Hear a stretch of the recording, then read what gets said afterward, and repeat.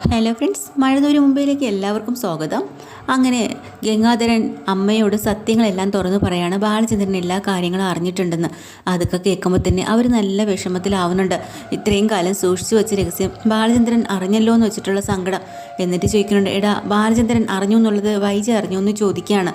ഇല്ല അമ്മേ, ഇതുവരെയും അതറിഞ്ഞിട്ടില്ല. പക്ഷേ ഏത് നിമിഷവും ബാലചന്ദ്രൻ്റെ മനസ്സിൽ വല്ലാത്തൊരു ബോംബ് പൊട്ടുന്ന രീതിയിൽ അവൻ ഈ രഹസ്യം കൊണ്ട് നടക്കുന്നത്. വൈജയുടെ അഹങ്കാരമല്ലേ? അവൾ മര്യാദയ്ക്കാണോ ബാലചന്ദ്രനോട് ഇടപഴകുന്നത്? അല്ലല്ലോ. അവളുടെ അഹങ്കാരം മൂർധന്യാവസ്ഥയിൽ എത്തുന്ന സമയത്ത് ഈ ബോംബ് പൊട്ടും, ഉറപ്പാണ്. അന്ന് വൈജ ജീവിച്ചിരിക്കുമോ, മക്കളെയൊക്കെ ഉപേക്ഷിച്ച് എല്ലാവരും ഉപേക്ഷിച്ച് എവിടെയെങ്കിലും പോവോ എന്നൊന്നും ഒന്നും അറിയത്തില്ല. എനിക്കറിയില്ല മോനെ, ഒരു കുടുംബമല്ലേ തകരുന്നത്. അതേ അമ്മേ, അതുകൊണ്ട് തന്നെ ഞാൻ പറയുന്നത് അവൾ ആദ്യം അവളുടെ അഹങ്കാരം കുറയ്ക്കണം. അവൾ കുറച്ചും കൂടെ മാന്യമായിട്ടും നല്ല രീതിയിലൊരു കുടുംബം നോക്കണം. മക്കളെ നോക്കി ഭർത്താവിനെ നോക്കണം. ഇനിയിപ്പോൾ ബാലചന്ദ്രൻ്റെ മകളാണ് അലീന എന്നുള്ള കാര്യം ആണല്ലോ അവിടെ എല്ലാവരുടെയും മനസ്സിൽ. ആയിക്കോട്ടെ, അങ്ങനെ ഒരു മകളെ അവളും ഏറ്റെടുക്കണം. അതിനെ അക്സെപ്റ്റ് ചെയ്ത് നല്ല രീതിയിൽ കുടുംബം മുന്നോട്ട് കൊണ്ടുപോയി എല്ലാവരെയും സ്നേഹിച്ച് നല്ലൊരു അമ്മയും നല്ലൊരു വീട്ടമ്മയും നല്ലൊരു ഭാര്യയാക്കി മുന്നോട്ട് പോയാൽ അവൾക്ക് കൊള്ളാം. ഇല്ലയെന്നുണ്ടെങ്കിൽ ഒരിക്കലും ബാലചന്ദ്രൻ അവളോട് ക്ഷമിക്കില്ല. ഏതെങ്കിലും ഒരു കാലത്ത് ഇതിപ്പോൾ വായിന്ന് വീഴ എന്നെ ചെയ്യും എന്ന് പറയുമ്പോൾ അവർ പറഞ്ഞിട്ടുണ്ട്, മോനെ അവളുടെ സ്വഭാവം അനുസരിച്ച് അവൾ അങ്ങനെ ജീവിക്കുമോ? എനിക്ക് തോന്നണില്ല. എങ്ങനെ നടന്ന പെണ്ണായിരുന്നു, ഈ ഗതിയായില്ലേ എന്നൊക്കെ അവർ പറയുമ്പോൾ അമ്മയും കൂടെ അവൾക്ക് സപ്പോർട്ട് നിൽക്കരുത്. അവളെ കാര്യങ്ങൾ പറഞ്ഞ് മനസ്സിലാക്കണം. പിന്നെ പറയുന്ന കൂട്ടത്തിൽ ഇതൊന്നും അമ്മയുടെ വായിന്ന് വീണ് പോകരുതേ. മനസ്സിലായല്ലോ?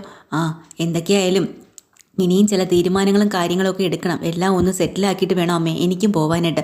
അങ്ങനെയൊക്കെ പറഞ്ഞിട്ട് പുറത്തേക്ക് ഇറങ്ങേണ്ട 3 സഹോദരങ്ങളും രാജീവും ശിവനും ഗംഗനും കൂടെ ഇരുന്ന് ആലോചിക്കുകയാണ്. ഇനിയിപ്പോൾ നമ്മൾ എന്താ വേണ്ടത്? അപ്പോൾ ഗംഗേട്ടൻ പറയുന്നുണ്ട്, എനിക്ക് കുടുംബത്തിൽ ചെന്നിട്ട് ഒരുപാട് പ്രശ്നങ്ങളുണ്ട്, ഒരുപാട് കാര്യങ്ങളുമുണ്ട്. അപ്പോൾ ഇവിടെ ഇനി 2 ദിവസം ലീവ് അനുസരിച്ചിട്ട് വന്നിട്ട് പോകാമെന്നും പറഞ്ഞാൽ ഞാൻ ഇങ്ങോട്ട് വന്നത്. പക്ഷേ വൈജയുടെ കിടപ്പും ഇതൊക്കെ കാണുമ്പോൾ എനിക്കാകെ പറ്റാത്തൊരവസ്ഥയായിപ്പോയി. ദിവസം ഇത്രയായി. പിന്നെ ശിവനും അതുപോലെ രാജീവും ഇങ്ങനെയൊക്കെ തന്നെ പറയണത്, ഏട്ടൻ അങ്ങനെ പോയാൽ ശരിയാവത്തില്ല.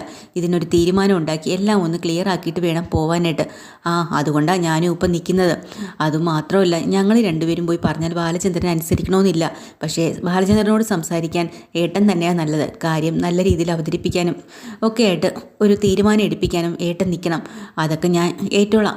പിന്നെ എല്ലാവരെയും ഒന്നും കൂടെയൊക്കെ ഒന്ന് പറഞ്ഞ് മനസ്സിലാക്കണം. ഇതിൻ്റെ എല്ലാത്തിൻ്റെയും പ്രശ്നം ഈ വൈജ തന്നെയാണ് എല്ലാത്തിനും കാരണക്കാരി. അവൾക്ക് എന്താ ഇത്ര അഹങ്കാരം? അവൾ മര്യാദയ്ക്ക് ഇന്നേ വരെ അവനെ സ്നേഹിച്ച് ആ കുടുംബത്തെ സ്നേഹിച്ച് നിന്നിട്ടുണ്ടോ? അവളുടെ പത്രാസും അഹങ്കാരവും കണ്ടാണ് ഇതിന് ഈ പ്രശ്നങ്ങൾ ഉണ്ടാവേണ്ട ഏറ്റവും വലിയ ആണിക്കല്ലേ ഈ വൈജ തന്നെയാണ് എന്നിങ്ങനെ ശിവനും രാജീവനും കൂടെ പറയാം. ശരിയാ, അവൾ തന്നെയാ. എന്നാലും ഇത്രയൊക്കെ എത്തിപ്പോയില്ലേ, നമുക്ക് അവളെ ഉപേക്ഷിക്കാൻ കഴിയില്ലല്ലോ. ഇങ്ങനെ സംസാരിച്ചുകൊണ്ടിരിക്കുമ്പോൾ കമല അങ്ങോട്ട് വരിക കേട്ടോ. കമല വന്നിട്ട് പറയാം, നിങ്ങളൊക്കെ സംസാരിച്ചോ, ഞാനൊരു കാര്യം ശിവേട്ടനോട് ചോദിക്കാൻ വേണ്ടി വന്നതാ. അപ്പോൾ ശിവൻ പറയുന്നുണ്ട്, എന്താ നിനക്ക് ചോദിക്കാനുള്ള? പറഞ്ഞോ.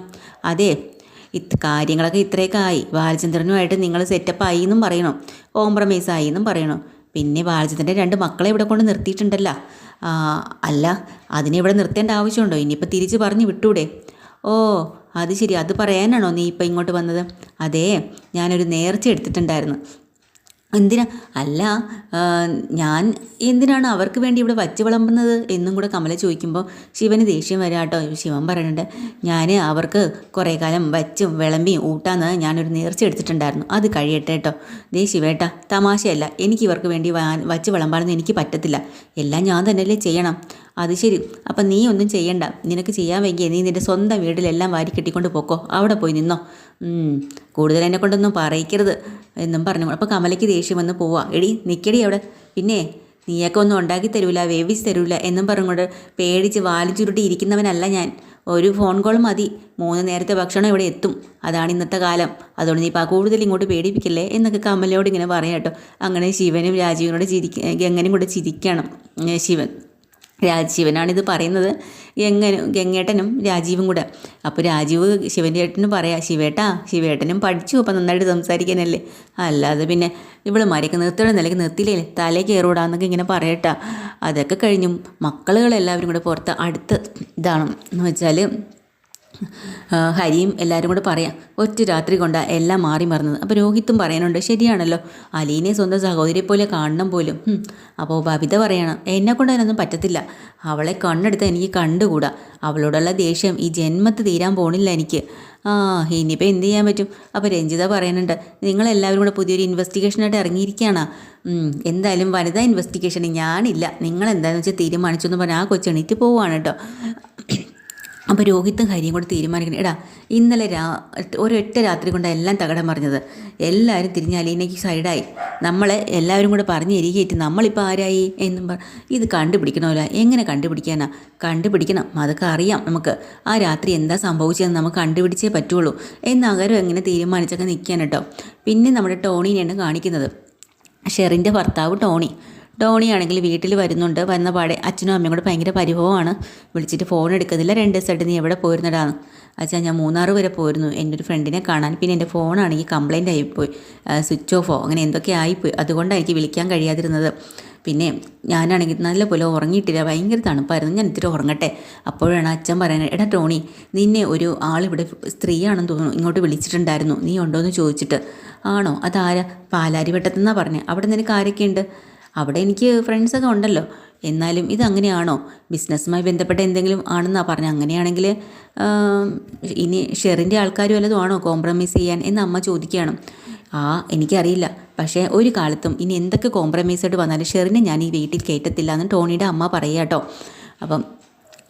അപ്പോൾ പറയുന്നതുകൊണ്ട് ടോണിയും പറയുന്നുണ്ട്, ഇല്ലമ്മേ ഞാനും അങ്ങനെ തീരുമാനിച്ചിട്ടില്ല, ഉപേക്ഷിച്ചത് തന്നെ. പിന്നെ പാലാരിവട്ടം എന്ന് പറഞ്ഞൊരു പഞ്ചായത്തൊന്നും ഇല്ലല്ലോ, നാട് മുഴുവൻ അടച്ചു വരട്ടെ എന്നാൽ പോലും ഞാനിതിന് സമ്മതിക്കത്തില്ല എന്നൊക്കെ അവർ സംസാരിച്ചുകൊണ്ടിരിക്കണം കേട്ടോ. അങ്ങനെ ടോണി ചെന്ന് കിടക്കുകയാണ്. ആ സമയത്താണ് രേവതി കുട്ടി മാമച്ചനും കൂടെ നേരെ അങ്ങോട്ട് വരുന്നത്. വരുമ്പം ഇയാൾ വന്ന് വാതിലൊക്കെ തുറക്കുകയാണ്. അപ്പോൾ മാമച്ചൻ പറയുന്നുണ്ട്, ഇന്നലെ ഞങ്ങൾ ടോണി അന്വേഷിച്ചാണ് വന്നത്, ഇന്നലെ വിളിച്ചിട്ടുണ്ടായിരുന്നു ഫോണിൽ. ഓ നിങ്ങളായിരുന്നല്ലേ. അങ്ങനെ ടോണിയെ താഴേക്ക് വിളിക്കുകയാണ്. ടോണി താഴേക്ക് ഇറങ്ങി വരുന്നു. ഇവരോട് ചോദിക്കുന്നുണ്ട്, നിങ്ങളെ എനിക്ക് പരിചയമില്ലല്ലോ, ആരാ? രേവതി കുട്ടി പറയുന്നുണ്ട്, ഇന്നലെ ഫോണിൽ വിളിച്ചിട്ടുണ്ടായിരുന്നു ഞങ്ങൾ. ഓ അത് നിങ്ങളായിരുന്നോ? ആരാ എന്താണെന്നൊന്നും പറയാണ്ട്, എനിക്ക് നിങ്ങളെ പരിചയമില്ല. പക്ഷേ അപ്പോൾ അച്ഛൻ പറയുന്നുണ്ട്, ഫോണിൽ സംസാരിച്ചത് ഈ ശബ്ദമല്ലല്ലോ പെൺകുട്ടി എന്ന് പറയുമ്പോൾ രേവതി പറയാം, അതെൻ്റെ ആൻറ്റിയാണ് വിളിച്ചത്. ഓ അപ്പോൾ കുടുംബക്കാരെല്ലാവരും കൂടെ എന്നെ എന്തിനാ അന്വേഷിക്കണേ? ഞാൻ ആരാ നിങ്ങളുടെ എന്ന് ടോണി ചോദിക്കണം കേട്ടോ. അപ്പോൾ ഇവർ മാമച്ചൻ പറയുന്നുണ്ട്, എനിക്ക് ടോണിയോട് മാത്രമായിട്ട് കാര്യം പറയാനുണ്ട്. എന്നോട് മാത്രം പറയണ്ട, അച്ഛനും അമ്മയും കേൾക്കുന്നതുകൊണ്ട് എനിക്ക് യാതൊരു പ്രശ്നമില്ല. ടോണിക്ക് പ്രശ്നമില്ലായിരിക്കും, പക്ഷേ ഞങ്ങൾക്കത് പറ്റത്തില്ല. എനിക്ക് ടോണിയോട് മാത്രമാണ് പറയേണ്ടത്. അത് കഴിഞ്ഞ് ടോണി അവരോട് ഷെയർ ചെയ്യുന്നതുകൊണ്ട് ഞങ്ങൾക്ക് പ്രശ്നമൊന്നുമില്ല. ഒന്ന് പുറത്തേക്ക് വരാമോ എന്ന് ചോദിക്കാട്ടോ. അങ്ങനെ ടോണീനെ വിളിച്ചും കൊണ്ട് പുറത്തേക്ക് പോവുകയാണ്. ഇന്നത്തെ എപ്പിസോഡ് ഡീറ്റെയിൽഡ് എപ്പിസോഡുമായി വീണ്ടും വരാൻ. ചാനൽ ഇഷ്ടമായി ലൈക്ക് ചെയ്യുക, സബ്സ്ക്രൈബ് ചെയ്യുക. Thank you.